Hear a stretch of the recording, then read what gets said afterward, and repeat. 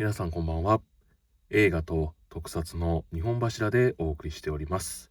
マクガイバーの小部屋チャンネルです。いつもご視聴いただきましてありがとうございます。はい、というわけでお久しぶりでございます。およそ1ヶ月半ほどの時間が空いたんですけどもですね、ちょっと生活環境の変化と体調のことがありましてですね、投稿ができておりませんでした。すいません、お待たせいたしました。その間ですね、本日からお送りします企画のいろいろ下準備をしておりましたので、またなるべく期間が空かないようにね、お送りしたいなと思ってますけども、ちょっと毎日投稿はなかなか難しい状況になっております。ご容赦ください。はい。というわけでですね、本日サムネイルにありますようにですね、新しいコーナーですね、新コーナーということで、映画チラシで俳優紹介ということの、第1回ということなんですけども、いわゆる映画宣材というのはいろいろあるわけですね。パンフレット、ポスター、チラシ、ね、プレシート、様々あるんですけども、その中で、このコーナーに関してはチラシに絞りましてですね、そして俳優さんごとの初期作品から、晩年の作品までということで、行ってみたいなと。当然所有しているしてないがありますので全てはないんですけども、なるべく多いかなという方々から、そしてまたその後ね、増えれば追加していこうという、そんなコーナーになってます。さてその第1回目のスタートということなんですけども、ショーン・コネリーということで行ってみたいと思います。このショーン・コネリーはですね、私の、父母、私がですね、もうなんだかんだとあちらこちらこの人の映画があると言ったら見に行ってたっていう、方でですね、父は007は殺しの番号ですね、007は殺しの番号、その初公開時から、ずっと映画館でも見続けてるということでですね、ショーン・コネリーという存在が家族にとっては本当になんだろうな、一俳優さんという感じの枠じゃないんですよね。はい、というわけでね、行ってみたいと思います。で、海外の方もご覧になっていただいていると思うんですけども、なんせ日本語でお送りしてますけども、映像だけでもね、どんなものか見ていただけたらと思います。ムービーフライヤーですね。はい。ではまずね、ショーン・コネリーさん、ちょっとプロフィールだけざっくりですけども、いきたいと思いますが、ここですね。ショーン・コネリー、サー・トーマス・ショーン・コネリーということでですね、サーの称号を置いてるわけですね。1930年8月25日生まれの、2020年10月31日、90歳でね、亡くなってしまいました。本当にもう残念なんですけどね、もうそういうだけのお年だったと。イギリス、英国、スコットランド出身の映画俳優、007シリーズの初代ジェームズ・ボンド役で有名。2000年、王室よりナイト、サーに、常任されるんですかね、されたということですね。さあ、そしてですね、ずっと出演リストをね、作ってあるんですけども、その中でですね、ここに線引いてますよね。ここがね、今回お送りその1回目の欄ということで、どんどんご紹介しようと思ってます。で、やはりね、映画グッズ好きな方はご存知の通り、1950年代、60年代のチラシっていうのはね、なかなかもう入手が難しいわけなんですけどもね、持ってる限り、お送りしようかなというとこです。はい。では、行ってみたいと思います。まず、こちらですね、ダンということで、こちらがですね、4つの願いという、作品なんですけども、なんとショーン・コネリーはディズニー作品に出てたということですね。こちらがですね、1959年、の作品ということになっております。で、まだね、売り出し中ということですから、日本での読みながらですね、シーン・コンネリーということになってますね。はい、シーン・コンネリー。で写真はバッチリ写ってるんですね。はい。もう準主役の位置で、演技もなさってたということですからね。はい、ビデオは持ってるんですけど、まだ見たことないんですけどね。これ2つ折りですね。かなり小さいサイズですけど、2つ折りになってまして、陶撃の、顔面が入ってますね。ホラ吹きじいさんが捉えた小人の王様に釈放の交換条件に持ち出したじいさんの3つの願い事とはということで3つの願いという、4つか、4つの願いですね。もうなんで4つなのに3つなんでしょうかね。ちょっとわかんないですけど、本編見てないんでね。はい。で、ちなみにね、先ほど陶撃でありましたけど、これは神戸の元町映劇ということで、もうこの映画がもう今ないはずですけどね。はい。ということですね。私が持ってるショーン・コネリーの、チラシで一番古いのはこれですね。はい。続いてですね、1961年のこのダイナミック作戦という作品なんですけども、こちらですね。はい。で、これがね、チラシじゃないです。16インル版ということでの配給の紹介用のチラシということになってるんで、本当のチラシじゃないんで、これはね、今回カウントしておりません。まあ、ちらっとだけね。ショーン・コネリーが売れたので、その過去作品を配給して上映したという作品になってますね。まあ、戦争コメディ映画ということですね。はい。まあ、これはちょっと番外ということにしてます。さあ、次持ってるのがですね、1962年公開の史上最大の作戦ですね。前後しましたけど、かなり長い動画になると思いますんで、もうこう、バックでね、流していただくぐらいの感じがいいかもしれません。はい。The Longest Day という、まあ、史上最大の作戦、ノルマンディー上陸作戦についてのお話ということなんですけども、これもね、いわゆる地方版チラシのような感じになると思うんですけどね。はい。書いてますね。史上最大の作戦、それは第二次世界大戦中、ナチ、ドイツを、敗戦に叩き込み、連合軍の勝利を決定づけた歴史的なノルマンジー作戦ですということですね。1944年6月6日、連合軍170万の将兵は北西フランスの海岸へ怒涛のごとく上陸したのですということですね。はい、でこのチラシですけども、当然このまだ1962年ということで、ショーン・コネリーはまだまだ有名ではないので、駆け出しと主演はこうジョン・ウェインだったりヘンリー・フォンダであるんですけども、イギリス側のここですね、30番という番号に載ってますけども、シーン・コナリーになってますね。写真はあります。こちらですね。この中でもですね、イギリス兵の、まあ、一兵卒というんでしょうか、コメディリリーフの役柄でしたね。まあ、これは今でもね、見ることができますね。はい。これがいわゆる初版ですね。そしてですね、これが何年か分かりませんけど、リバイバル上映された際のチラシということですね。で、もうこの中ではですね、ショーン・コニーの名前が一番前に来るんですね、イギリスのね。写真としてはここということでなんですね。まあ、当然もうこの時にはおそらくね80年代ぐらいの時のチラシじゃないかなと思うんですけどね、作戦図があったりしますね。はい、ということですね。さあそして、いよいよ登場しました1962年007の第1作ドクターノーとなってますが、日本ではまあ2度ある意味形で公開されてますね。最初は007は殺しの番号というタイトル、そして、リバイバル上映時はドクターノーとなったんですね。で、さすがにそのいわゆるドクターノーじゃなくて殺しの番号のチラシっていうのはもう今数万円ということでやり取りされているようなものになりますんで、それはさすがにありませんので、こちらをちょっとね、ずいぶん前にもお見せしたんですけども、チラシ持ってきました。はい、これは何番館なのかな、こういうものでしてですね、1964年笹塚になってますね。東京なのかな、洋画専門風切り場となってますけども、ロマンって書いてますね。1964年となってますね。なので、初公開時からちょっとずれての上映にはなるんですけども、一応まだ初公開時のタイトルのままですね。007は殺しの番号。しかもまあタイトルはショーン・コニーになってますね、名前はね。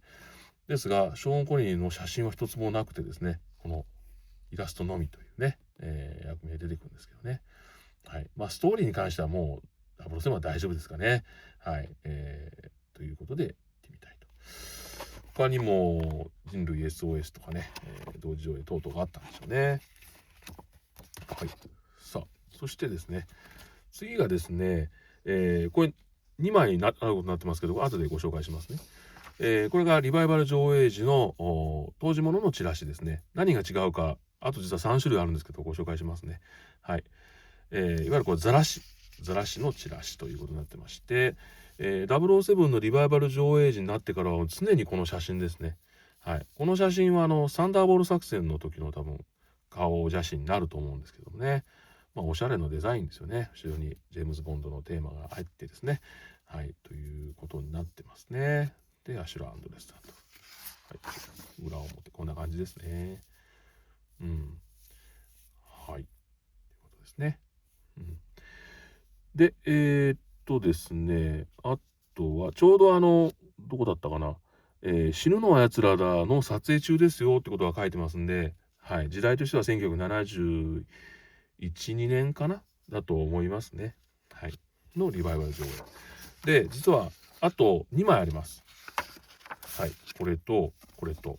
で、これが一体何がどう違うのかという話なんですけども、印刷の漢字を見ていただくとですね、これはちょっとね、もうこれを無理からコピーしたような感じで荒いんですよ。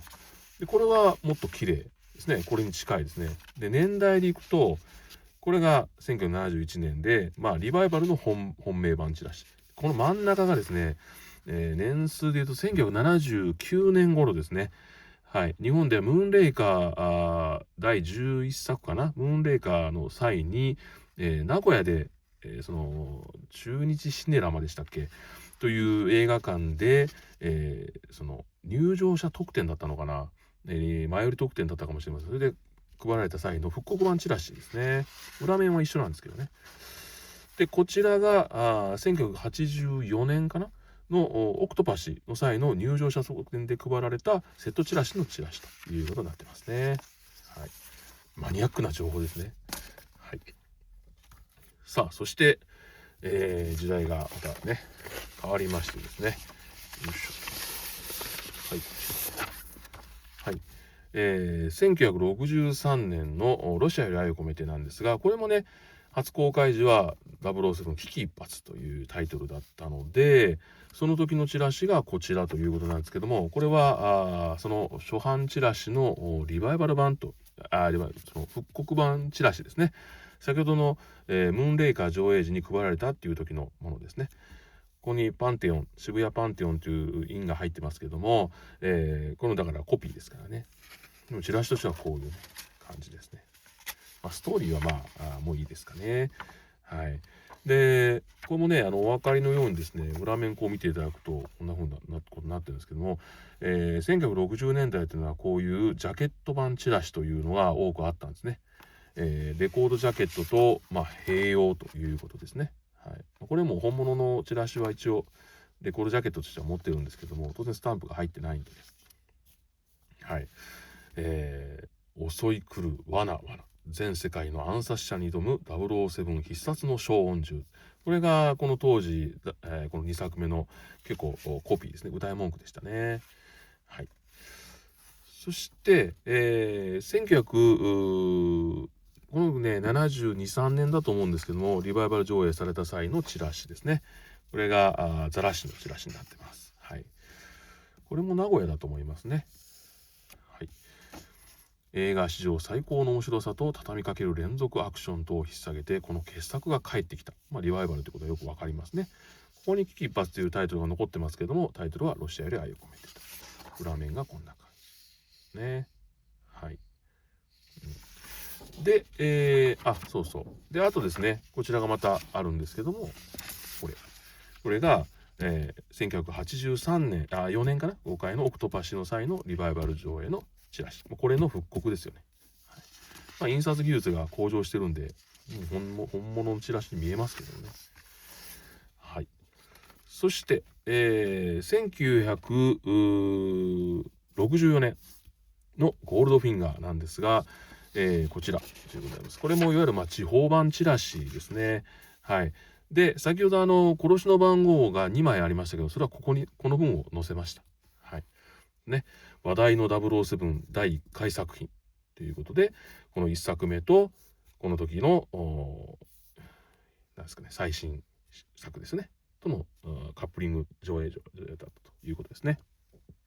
はい。で、007は殺しの、ゴールドフィンガーですね。それが殺しの。でも、タイトルよりもですね、この007っていうのがバーンと持ってくるとね、もうこれだけでこう、お客が呼べるという状態だったんだと思いますけどね。はい。で、ゴールドフィンガーですね。ショーン・コネリー主演。で、この手は、確か、水野晴郎さんの手だということは確か有名なお話だったと思います。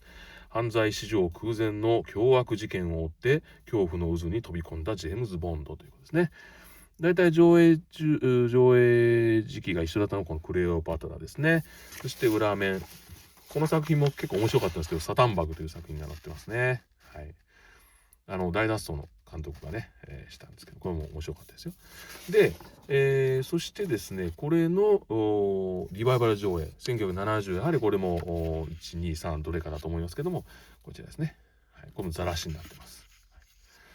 はい、表面裏面ですね、こんな感じですね。アストンマーチンのねことを書いてあるチラシになってますけどもね。でこれの、ムーンレイカー上映時のチラシがこちら。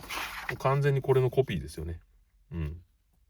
で、1984年4年のこのオクトパシー、私はこれをまあ映画館でねチラシもらいましたけど、その当時のやつですけど、似てるようで違うんですよね。このロゴがね、コピーがないんですよね。はい、ということになってますけども、これがですね、史上最高の黄金強奪作戦、全世界を興奮の渦に叩き込んだボンドシリーズ第3弾ということですね。はい、こんな感じですね。まあゴールドフィンガーというだけあって、この金の手というところでね、大変分かりやすいチラシになってますね。はい。さあ、そして、次がですね、1965年公開のサンダーボール作戦ですね。こちらも2種類ということで、これもね、ムーンレイカー上映時のリバイバル復刻チラシの中から持ってきました。はい、007ときまして、ジャケット版チラシですね。こういう感じになってますね。はい。まあ、ここにね、いろいろな本物のチラシはね、広告が入ったりしてましたけどもね、こんな感じということですね。お待ちかね、ジェームズ・ボンドが新兵器美女を揃えて大暴れ第4作になってますね。はい。で、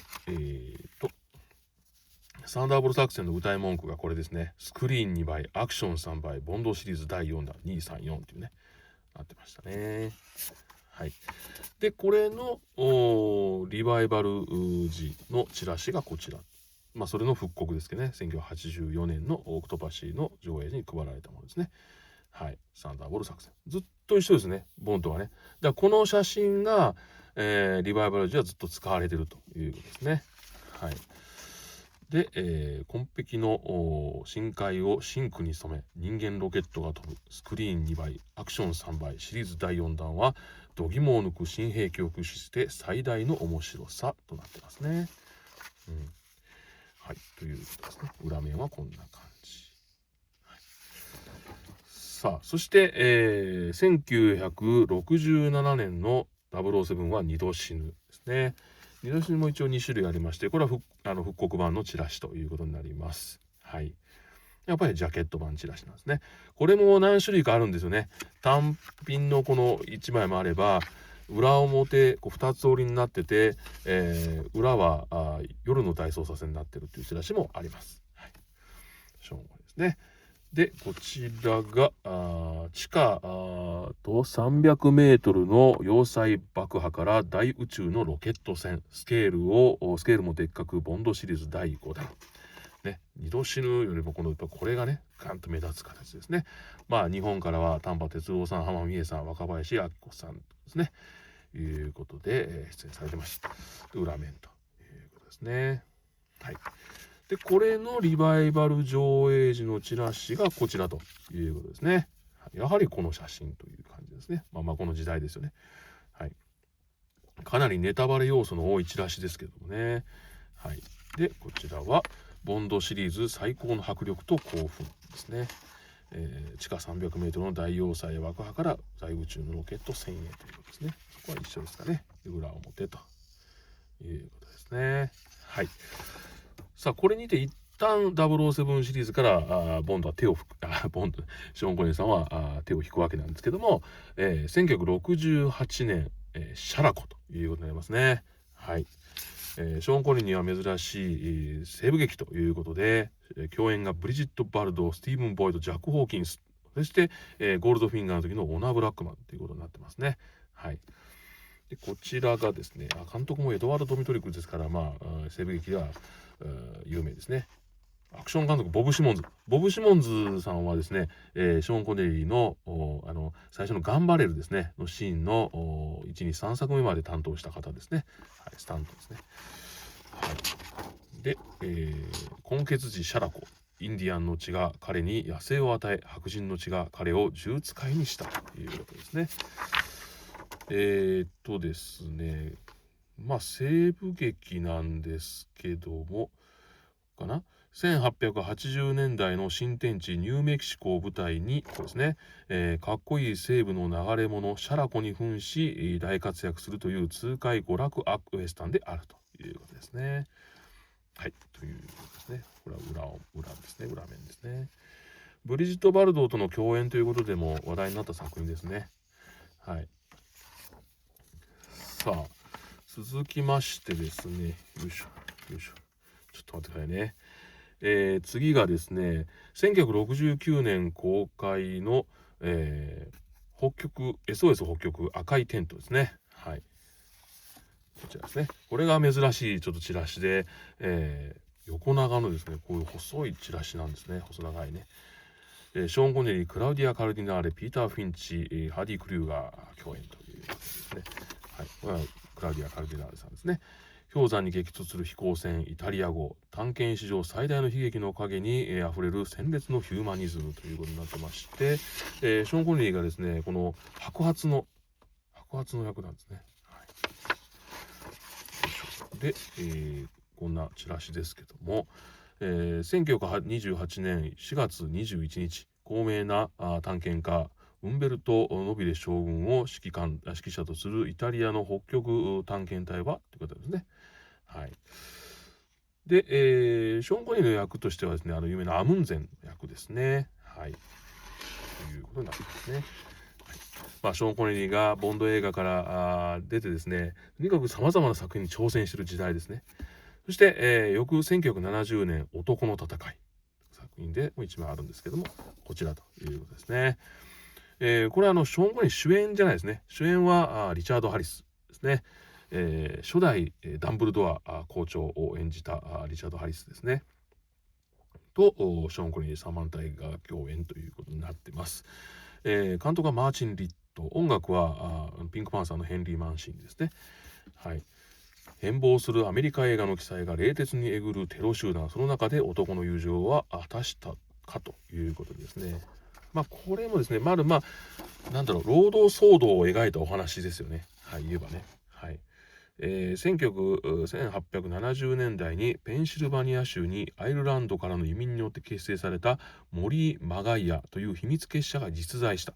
彼らは時の権力と戦ったため警察のスパイによって壊滅させられた。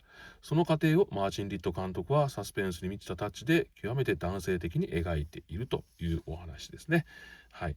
この秘密結社側を演じるのがショーン・コネリーなんですね。はい。さあ、続きまして、よいしょ。はい、次がですね、1971年公開のショーン・コネリー盗聴作戦ですね。こちらになりますね。はい。これもね、もうショーン・コネリーをバンと前に持ってくるこの売り方ですけどもね。これここにおそらくはね、映画館名が印字されるということになってたんでしょうけどもね。ないですけどね。はい。でこれがですね、1964年から5年の丘という作品からコンビをずっと組んでるシドニー・ルメット監督の作品ということになってますね。ダブル A 級アクションスターショーン・コネリーですからね。そして音楽はクインシー・ジョーンズ。音楽もいいですよ、確かにね。ニューヨーク電子監視盗聴装置の全機能を上げての操作に挑む200万ドル強奪作戦ということですね。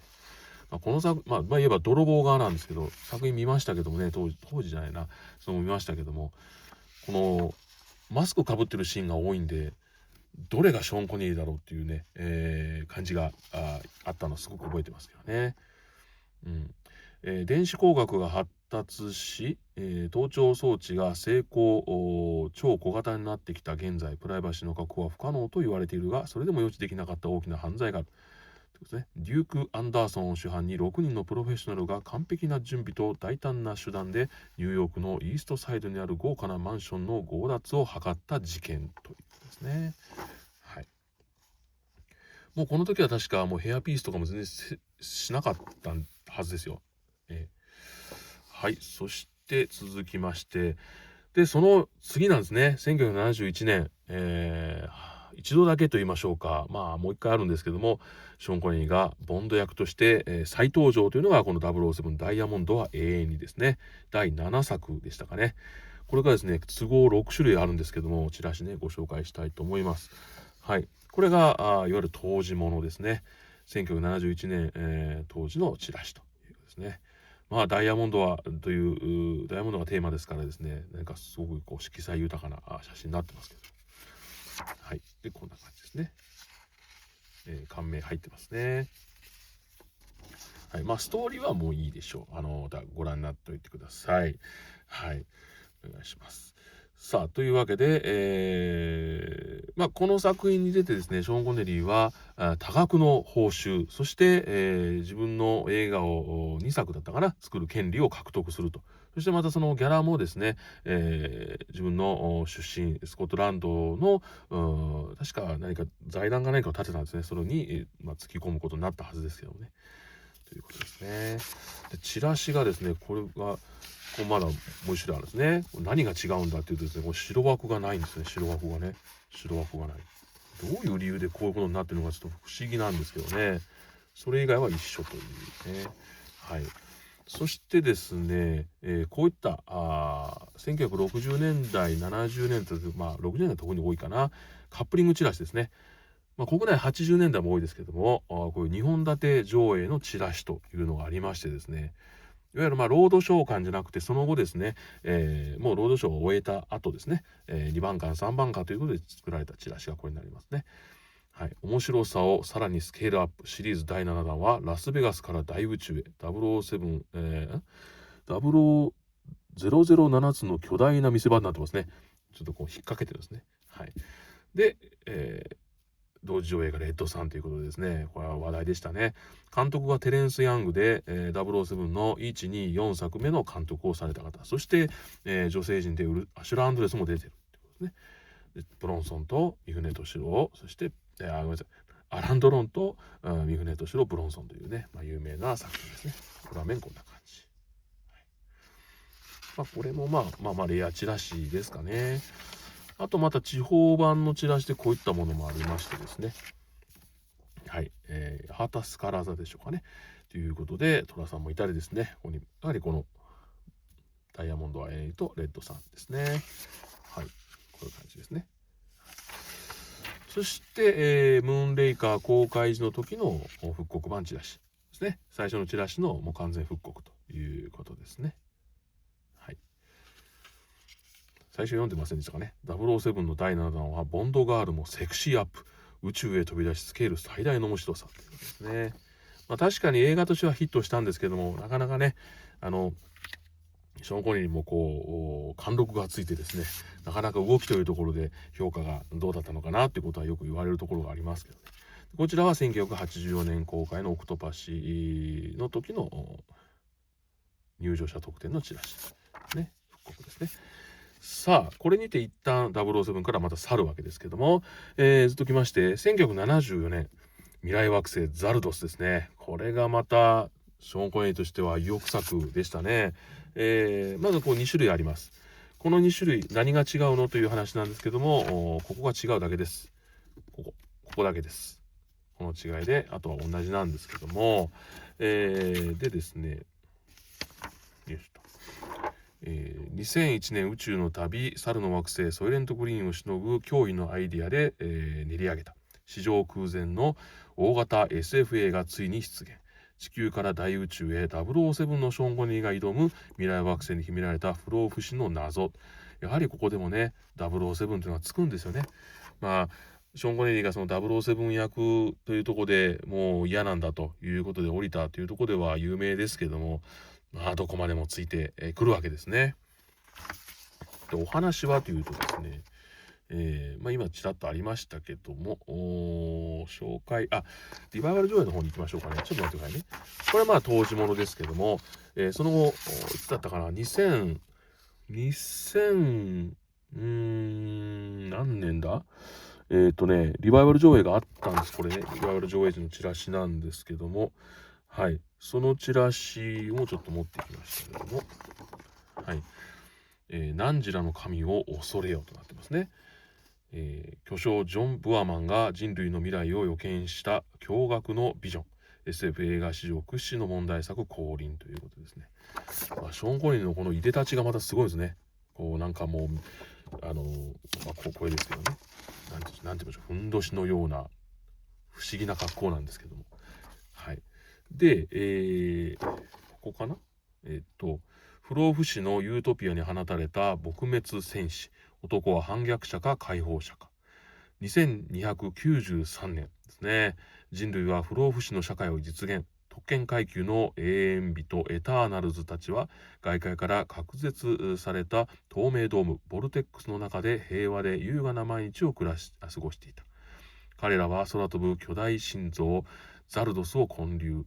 それを崇める撲滅戦士エクスターミネーターズたちを操り荒廃した外界に住む獣人ブルータルズたちの搾取とこれは搾取と搾取になってませんかですよねと、殺戮を続けている。だがある日撲滅戦士のリーダー Z は着陸したザルドスの構内に身を隠しドーム内に潜入。ザルドスイコール神の忠実な下僕だったはずの Z の目的とは一体というね。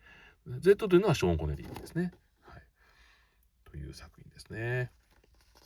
はい。さあ続きまして、同じ1974年ですね、オスロ国際空港ダブルハイジャックというのがありましてですね、はい、こちらですね。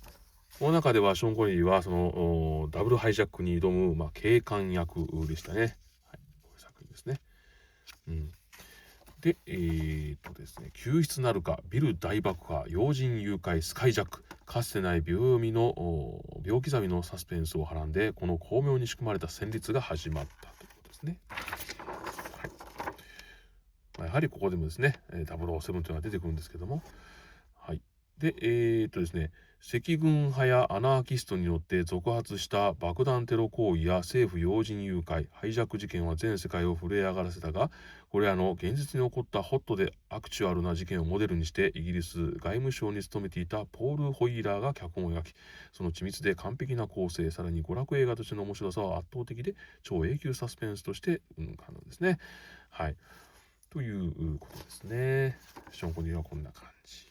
ね、だんだんこう年を重ねていってる感じがありますよね。そして、話題作は続きますね。1974年オリエント急行殺人事件ということでですね、もうここではもう本当にこう名優ですね、もう大スターの中に混じってですね、本当にもうその一角を担うということですね。アガサ・クリスティのオリエント急行殺人事件、本当にそうそうたるメンバーなんですね。はい。リチャード・ウィドマーク演じるラチェットが殺され、そして犯人は一体誰なのかということでポアロが追及する。その追及される側にいるのがそのメンバーの中の一人がショーン・コネリーということですね。このヒゲがね、このヒゲ姿が70年代のショーン・コネリーは多かったですね。この中に犯人がいるということですね。はい。裏面ということですね。これかな。夜の闇の中をトルコのイスタンブールからパリ経由カレーへ向けて走り続ける大陸横断列車オリエント急行。深夜雪のため立ち往生した列車内でアメリカの億万長者が刃物で体中を刺されて殺されたということですね。その一等寝台車と他の客車を結ぶドアは一晩中完全に錠が下ろされており、これは外の雪には人の足跡は一切残されていなかった。犯人は同じ寝台車の国籍も身分も職業も異なる13人の乗客の誰かに違いない。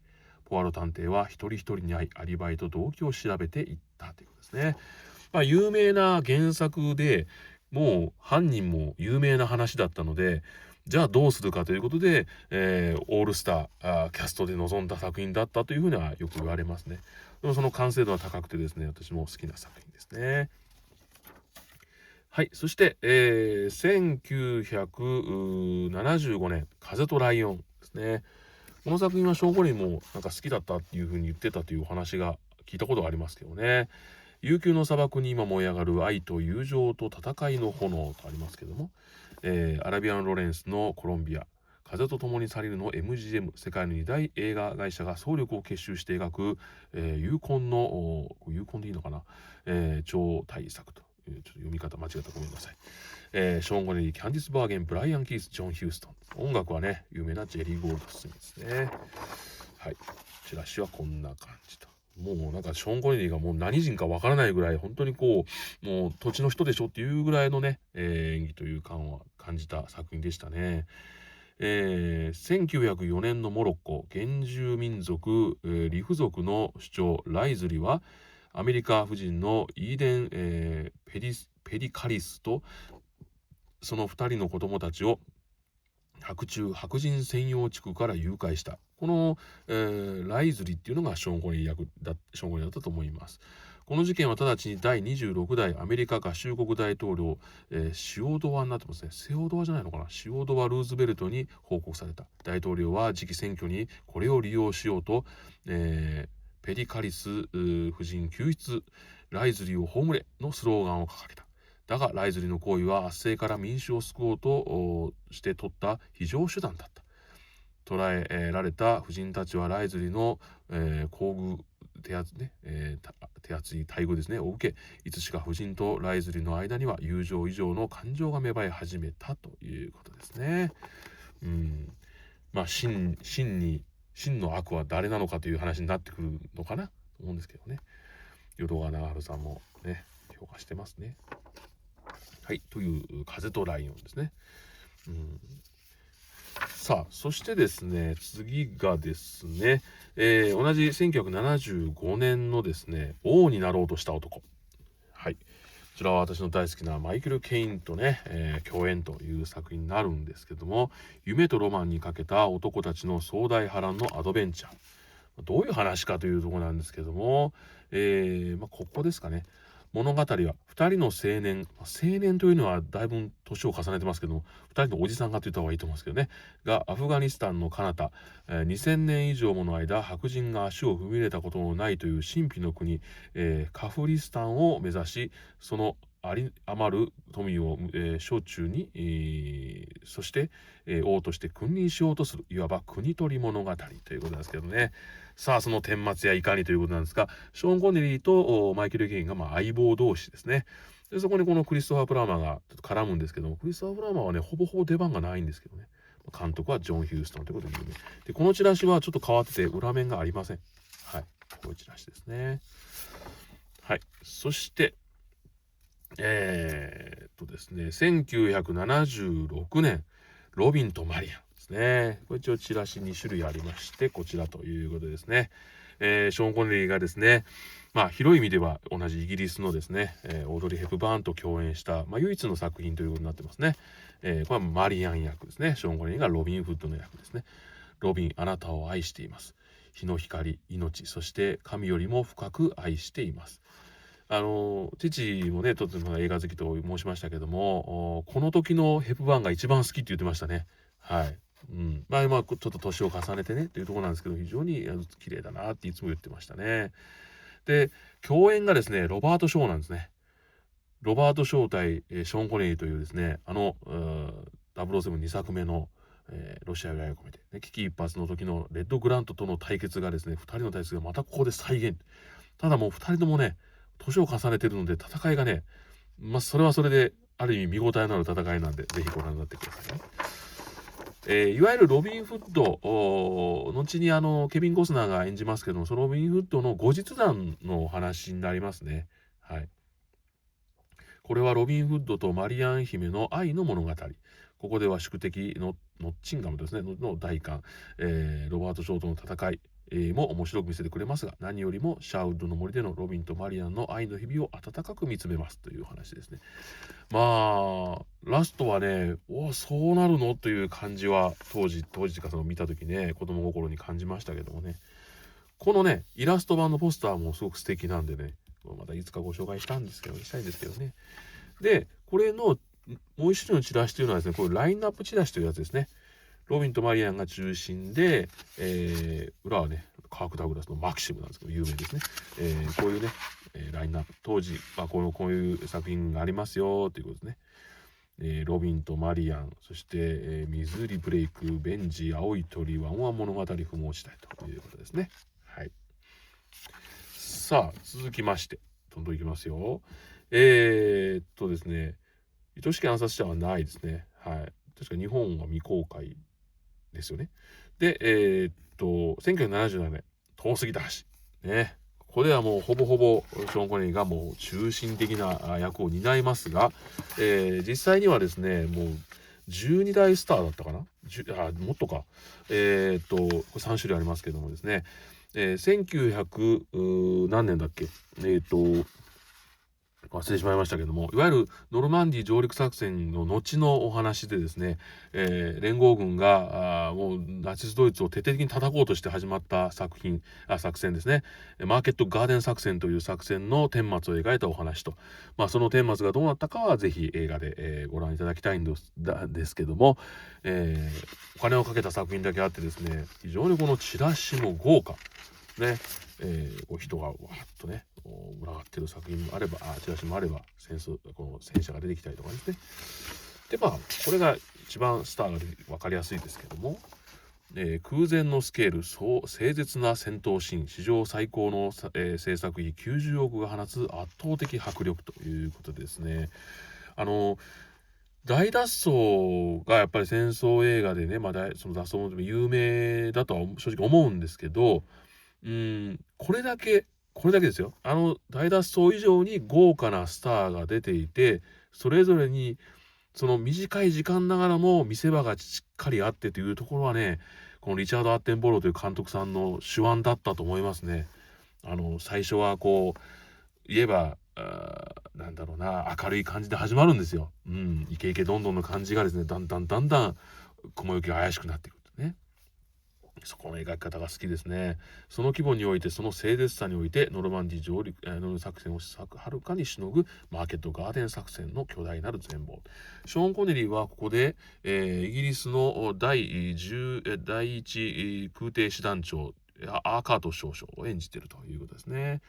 本当にこう、トップ俳優がいっぱいなんですけども、中でもですね、やっぱりここで1977年当時ってこのレッドフォードが特に売り出し中というわけでもないですね。もう超売れっ子の時代だったですね。だから一番写真が大きいんですよね。ハーディ・クルーガー、ジーン・ハックマン、ロバート・レッドフォード、マイケル・ケイン、エリオット・グールド、ライアン・オニール、ダーク・ボガード、ジェームス・カーン、ショーン・コネリー、エドワード・フォックス、マクシミリアン・シル、アンソニー・ホプキンス、リブール・バン、ローレンス・オリビエ。もうなんだろう、名前を読み上げるだけでもワクワクする作品ですね。はい、ということでですね、ぜひご覧になってみてください。遠すぎた橋ですね。The Bridge Too Far というね、もうそのままですよね。何が遠すぎたのかっていう話ですね。でこのチラシもですね、ちゃんと裏面もね、それぞれ違うんですよ、これ。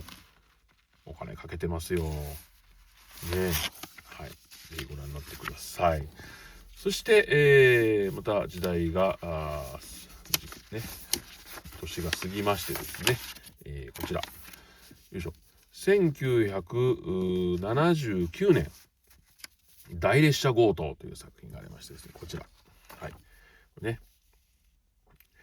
ショーン・コネリーもなんだかんだで泥棒映画多いんですよね。はい。そのうちの一つということなんですけども、大列車強盗ですね。走ってる列車から最初に取ったやつは誰だ。その列車には2人の泥棒貴族と10億円の金塊と、そしてスリルと笑いが乗っていたということで、笑いって書いてますね。そうなんですよ。ちょっとね、コメディタッチです。はい。共演が、キーファー・サザーランドのお父さん、ドナルド・サザーランドが共演になってますね。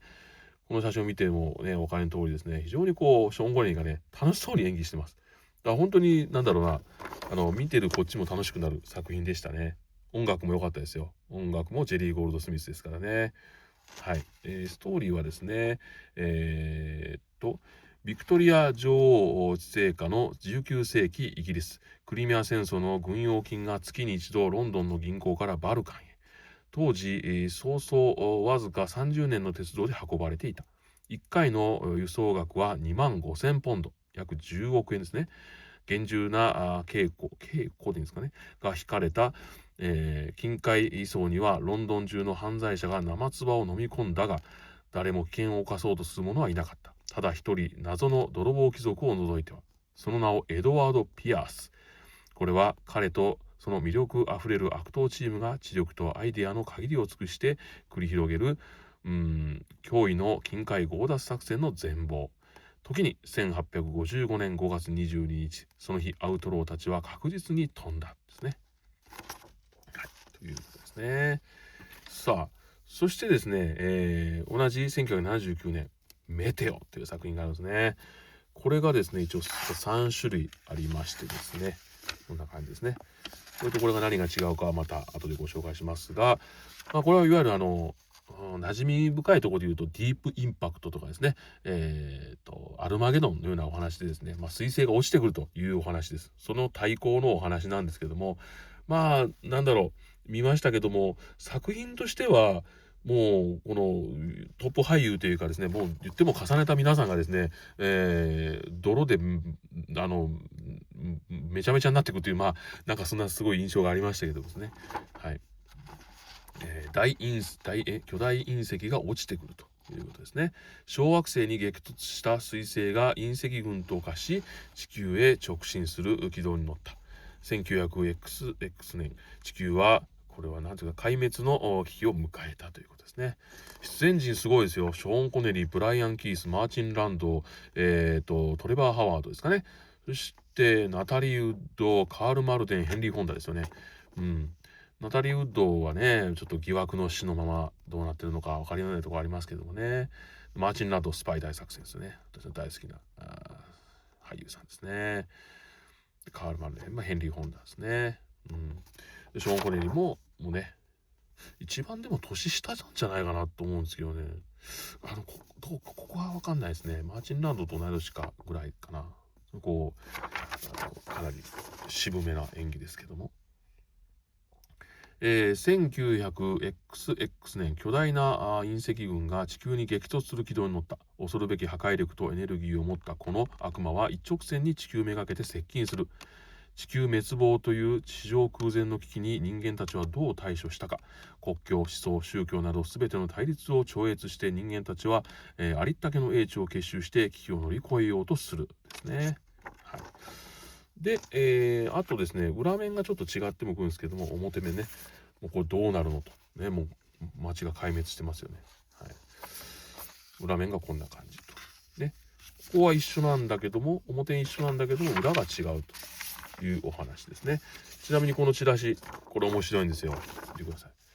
メテオ襲来、地球を救うアイデア大募集というですね、そういうキャンペーンがあったんですね。どんなものが出てどう選ばれたのか、審査員がすごいですよ。手塚治虫さんですからね。はい。で、もう一つはこういう文字面のチラシということになってますね。やっぱこう大作映画ほどね、こうチラシ、数種類作って、お金をかけてますね。はい、続きまして、ですね、79年同じくさらばキューバ。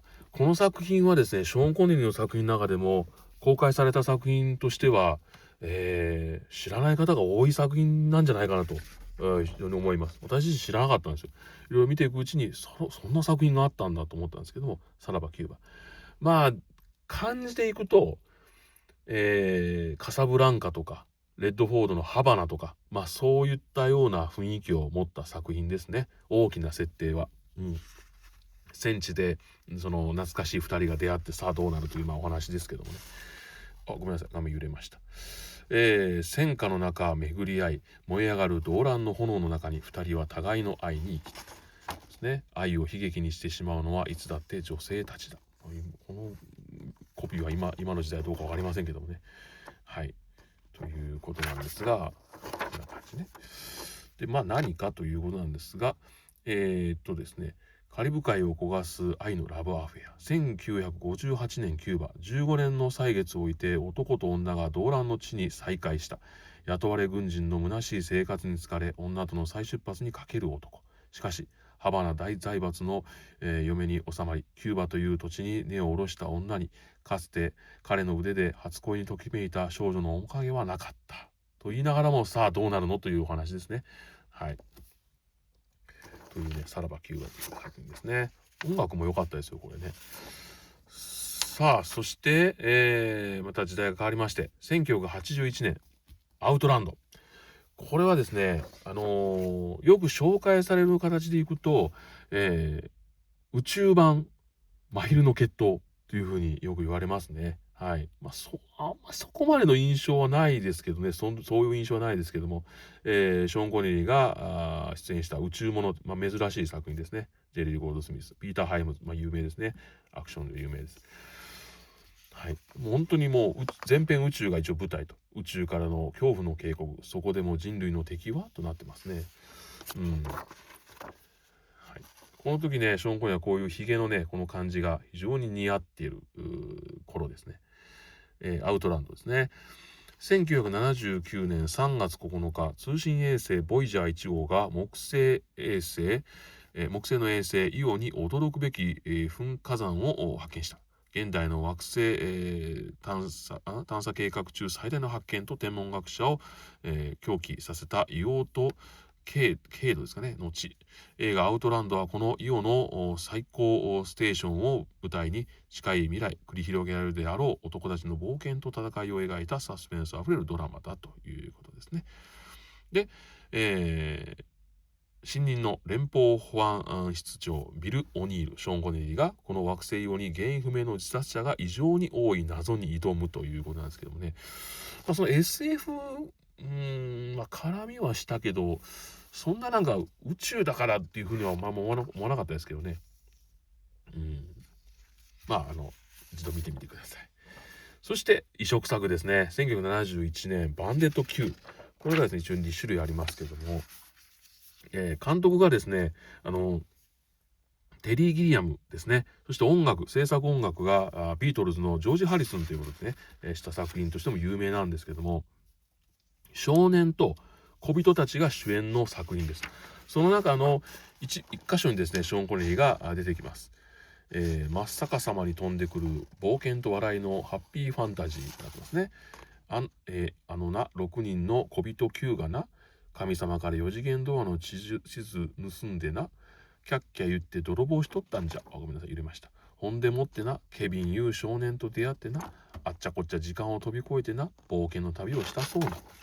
そしてそりゃ夢のある話なんじゃ。もっと知りたい。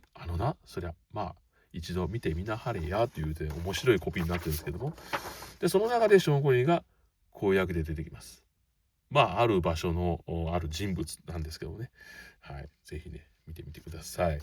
でこれはそのチラシなんです。もう一種類のチラシなんですが、ここにショーン・コネリーいますね。はい、ジョージ・ハリスンをメインにしたチラシですね。ジョージ・ハリスンは言いました。夢を見失ったらオライナエ。どういう意味か。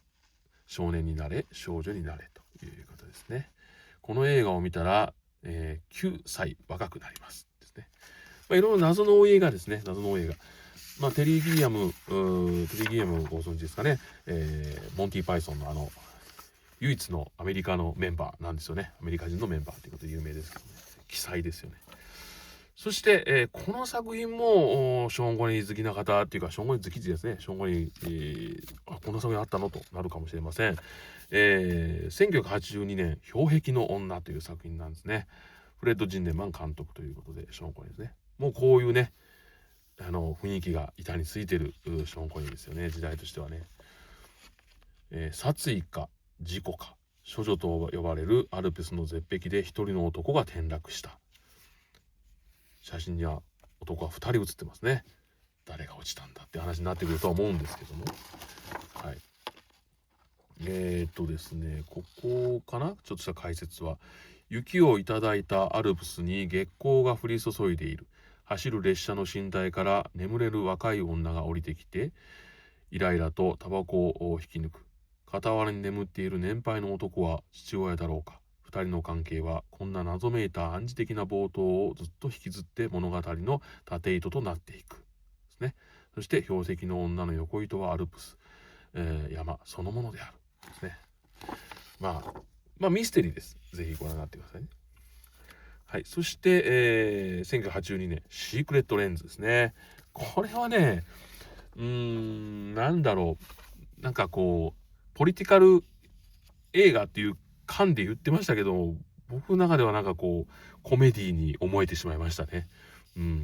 こうね、ショーン・コネリーやっぱこういうような図案をね、これもうなんかもうやっぱボンドが出ちゃいますけどね。女が、そして世界の VIP が消されていく。第三次世界大戦勃発5秒前。ついに恐るべき真相をレンズが捉えたということですね。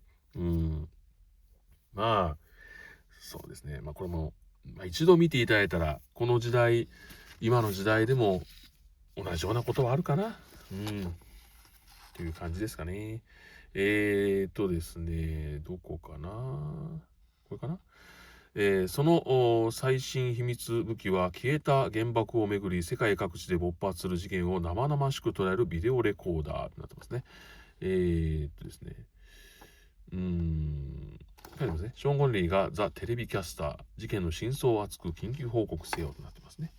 はい。共演がキャサリン・ロスですね。キャサリン・ロスっていうと、俺たちに違う、明日に向かって撃てですね。はい。ですね。はい。ここかな。はい。そして、1983年、ネバーセイネバーアゲインということで、またまたボンド役として復活ということになりまして、これ実は3種類あるんですね。3種類、ちょっと不思議な3種類なんですけど。はい。ショーン・コネリー復活。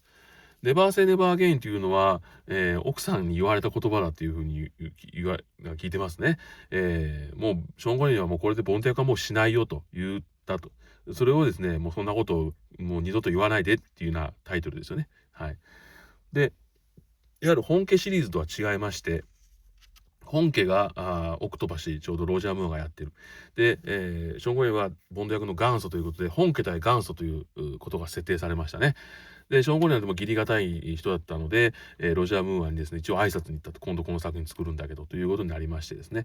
で、この映画化権を持ったケビン・マクローリーという方がですね、別会社を通じて作った作品で、ジョン・バリーのモンティ・ノーマンのジェームズ・ボンドももうジェームズ・ボンドのテーマもありませんし、頑張れるもありませんし、ただもうタイトルと役名がそのまま使われる。で、作品としてのベースはサンダーボール作戦になってますね。だからもうストーリーは、大きなストーリーはほぼ一緒っていう。この時56歳かな、確か。56歳ぐらいのボンド役として演じたんですけども、確かにスタントとかいろいろね、スタントマンがされてるところはありましたけども、でも良かったですけどね。音楽もミシェル・ルグランで素晴らしいし、はい。ということになってますね。裏面こんな感じ。これもね、ついに真打ち登場。007最新作にショーン・コネリー主演ということですね。だからその2つの作品の公開時期が同い年だったんですよ。1984年っていう、ね。で、年末に公開が始まったゴジラがありましたんで、84ゴジラが。だから、その1984年はですね、僕にとっても素晴らしく嬉しい年ですね。ゴジラがあって、007が2作あってっていうね、最高の年でしたけどね。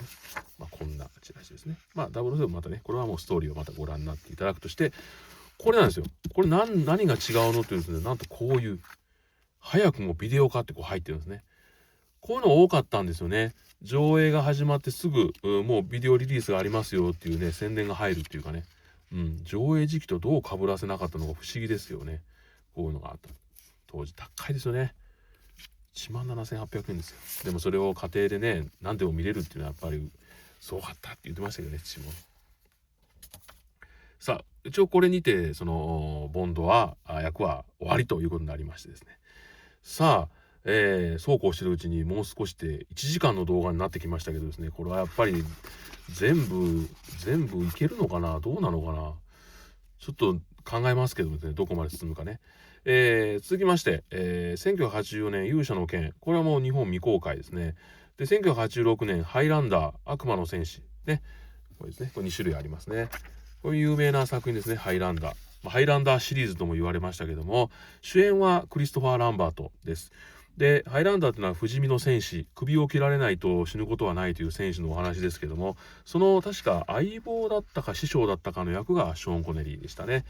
ショーン・コネリーが出てる作品にもかかわらず見てください。どこにもショーン・コネリーが映ってないっていうね。ちょっとこう、どうだったんでしょうね。ショーン・コネリーの位置が、乗ってないのもちょっと驚きなんですけどね。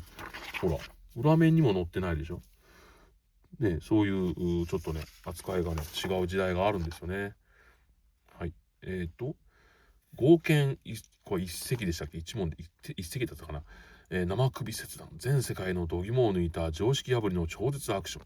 その力を最後に手に入れた者が宇宙究極の支配者に、全宇宙に君臨するためのスーパーパワーとは果たして何かと。超時空400年、16世紀スコットランドの戦いの荒野から現代ニューヨークマンハッタンのど真ん中にすごい奴らが現れた。その名はハイランダー。究極の力を求めて戦い続ける不老不死身の戦士たち。その行くところ吹き荒れる殺戮と破壊の嵐ですね。で、ショーン・コネリーの紹介はどっかにあるのかな。これですね。ここですね。騎士ラミレスにこれに騎士ラミレスに初代ボンドのショーン・コネリーが貫禄のサポートとなってますね。ここだけなんですね。はい。ということになってますね。はい。ハイランダーね。首を切り落とさない限り倒せない。今ニューヨークに不死最強の悪魔が舞い降りた。ね。さあ、続きまして、1986年ですね。バラの名前ということになるんですけども、こちらがですね、これですね。はい。この作品がですね、もう難解な作品ということで言われてます。実際原作が難しかったんですよ、確かね。それを映画化ということだったんですけども、ショーン・コネリーのいでたちはすごく良かったですね。もう大好きですね。うん。いわゆるミステリーですね。中世は壮大なミステリー。ウンベルト・エーコの超ベストセラー小説日本上陸。1327年イタリア誘拐、ベネディクト教会に起こる謎の開始事件。この世の終わりか地の迷宮に挑む探偵修道士になってますね。はい、そうなんですよね。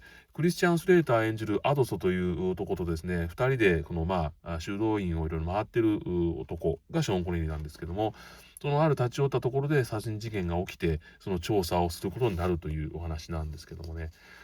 宗教という非常にこの閉鎖された空間でのお話で、ちょっとね暗いシーンも多かったんですけどね、僕は面白かったんですけどね、やっぱりなかなか難解というふうに言われておりますね。はい、こういう感じですね。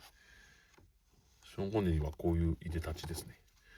はい、白熱の名演ショーン、やっぱこの007来るんですね。コネリー・ウェルス、F マリー・エイブラハム、サリエリと書かれてますけども、サリエリって何ですかという話なんですが、アマデウスという作品がありましたね。その中でのサリエリという役を演じた、その対決ということですね。はい。で、ここかな。舞台は14世紀イタリア北部のベネディクト全修道院。宗教論争を激しき折、各地から修道士たちが集まり、宗教会議が始まらんとしていた。そんな折、修道士の墜落死事件が、発生。早速、支援者のフランチェスコ会修道士、バスカビルのウィリアムと弟子メルクのアドソが真相究明に駆り出されるですね。ウィリアムの鋭い洞察力と推理で謎解きを始めようとすると、間もなく2人目の死体が発見され、さらに3人4人と犠牲者は増えていく。死体には共通して指先と下に黒いシミがあった。毒殺か、とすれば動機は、方法は、犯人はっていう話ですね。要はミステリーなんで、その若き修道士アドソクリスチャン・スレーターにですね、ウィリアム演じるところのショーン・コネリーがですね、こういろいろ教えを解いていくんですね。その感じがねすごく好きでしたね。はい、もう貫禄ですよ。さあ、というわけでここから次の用紙ということになるんですが、ここで一旦終えましょうかね。ちょうど1986年が終わりましたんで、続きはまた次回、ショーン・コネリーの第2回目ということでいきたいと思います。ここからねずっとチラシを持ってるんで、1987年のアンタッチャブル、ショーン・コネリーが、初めてねアカデミー助演男優賞を受賞した常識のね映像も有名ですけども、そちらの作品、作品かなのご紹介から次回入りたいと思います。というわけで、1時間でしたね。